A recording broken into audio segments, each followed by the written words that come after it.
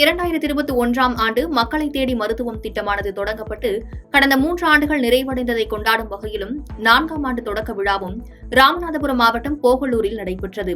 இதில் சிறப்பாக செயல்பட்ட சுகாதார தன்னார்வலர் பணியாளர்களை கௌரவித்து பாராட்டு சான்றிதழ்கள் வழங்கப்பட்டது. இதனை பரமக்குடி சட்டமன்ற உறுப்பினர் முருகேசன் வழங்கினார். சென்னை ஆர்கே நகர் தண்டையார்பேட்டை பகுதியில் அதிமுக முன்னாள் அவைத்தலைவரும் முன்னாள் அமைச்சருமான மதுசூதனனின் நினைவு நாளை முன்னிட்டு வடசென்னை வடகிழக்கு மாவட்ட கழக செயலாளர் RS ராஜேஷ் மறைந்த மதுசூதனனின் திருவுருவப் படத்திற்கு மலர்தூவி மரியாதை செய்தார்.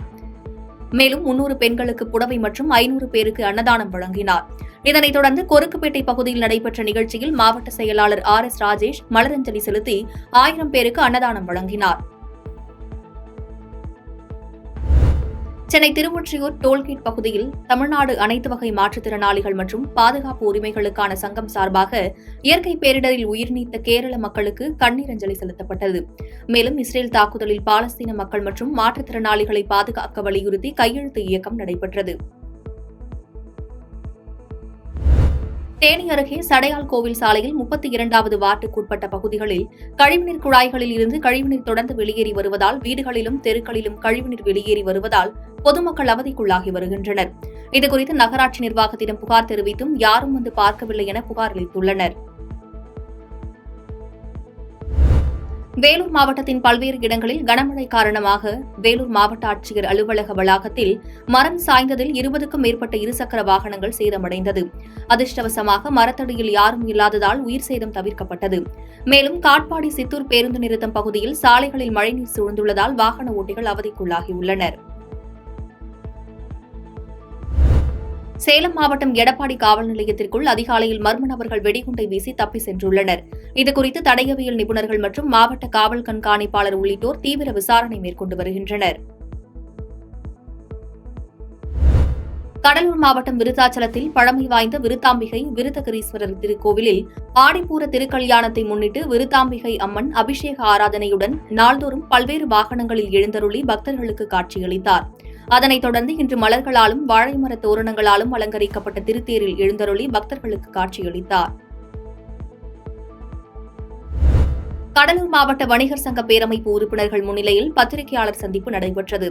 இதில் பேசிய கடலூர் மாவட்ட தலைவர் துரைராஜ், வணிகர் சங்க மாநில தலைவர் விக்ரமராஜாவை தவறான முறையில் விமர்சித்துள்ளதை கண்டிப்பதாக கூறினார். கடலூரில் ஒருங்கிணைந்த மாவட்ட கட்டுமான மற்றும் மனைத்தொழில் கூட்டமைப்பு சார்பில் கடலூர் மஞ்சக்குப்பம் தலைமை தபால் நிலையம் அருகே கவன ஈர்ப்பு ஆர்ப்பாட்டம் நடைபெற்றது. இந்த ஆர்ப்பாட்டத்தில் கட்டுமான தொழிலுக்கான GST வரி 15% இருந்து 5% குறைக்க வேண்டும், GST வரி விலக்கிற்கான வரி வரம்பை 20 லட்சத்திலிருந்து 40 லட்சமாக உயர்த்த நடவடிக்கை எடுக்க வேண்டும், மத்திய மாநில அரசுகள் கட்டுமானத்துறைக்கான தனி அமைச்சகம் ஏற்படுத்த வேண்டும் உள்ளிட்ட கோரிக்கைகளை வலியுறுத்தி கோஷங்களை எழுப்பினர்.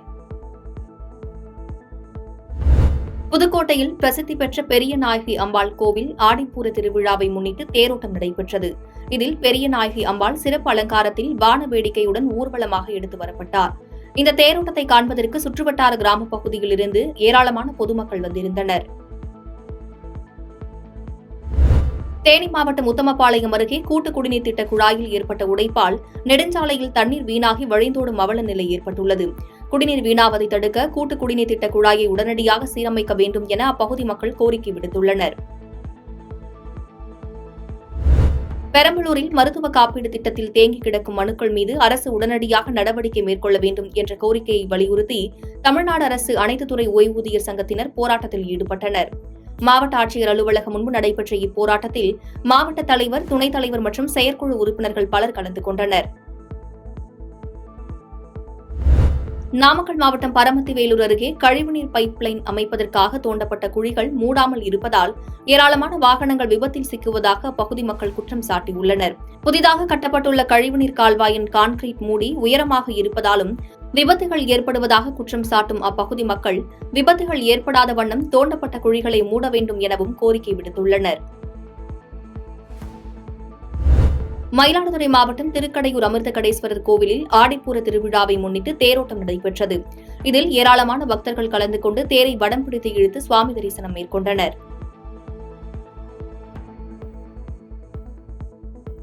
பாதகம் செய்பவரை கண்டால் நாம் பயங்கொள்ளலாகாது பாப்பா. மோதி மிதித்து விடு பாப்பா, அவர் முகத்தில் உமிழ்ந்து விடு பாப்பா. அண்மை செய்திகளை உடனுக்குடன் தெரிந்து கொள்ள இணைந்திருங்கள் இயம்நாடு தொலைக்காட்சியுடன்.